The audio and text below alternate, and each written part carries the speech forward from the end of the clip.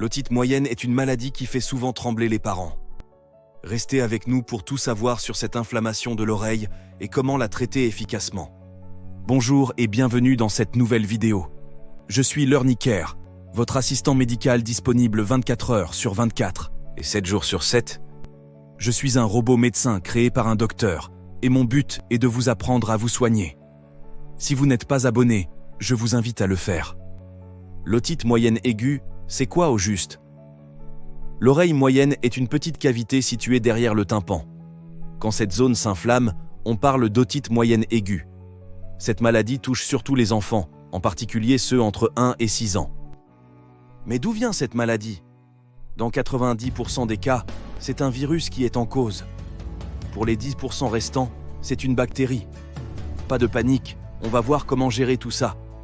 Quels sont les signes d'une otite moyenne aiguë? Il y a 3 types d'otite moyenne aiguë. 1. L'otite congestive, fièvre et douleur d'oreille répétitive. 2. L'otite collectée, forte fièvre et douleur d'oreille permanente.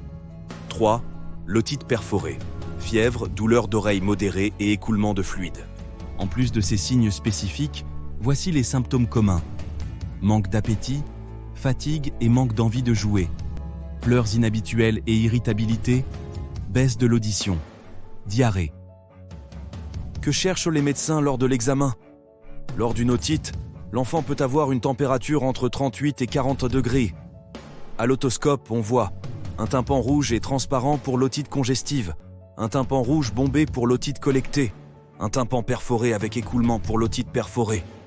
Attention aux complications. Les nourrissons de moins de 3 mois, les personnes immunodéprimées et ceux avec des malformations faciales sont plus à risque. Une otite peut aussi se compliquer en mastoïdite, une infection de l'os derrière l'oreille. Comment diagnostiquer et traiter l'otite moyenne aiguë en 3 étapes? Étape 1. Consulter un médecin pour un diagnostic précis. Rarement, un ORL est nécessaire pour les nourrissons. Étape 2. Soulager la douleur avec un antidouleur approprié. Éviter les médicaments plus dangereux qu'utiles. Étape 3. En cas d'otite ayant de forts retentissements, donnez un antibiotique. Surveillez bien l'évolution de l'otite. L'otite moyenne aiguë guérit généralement en quelques jours.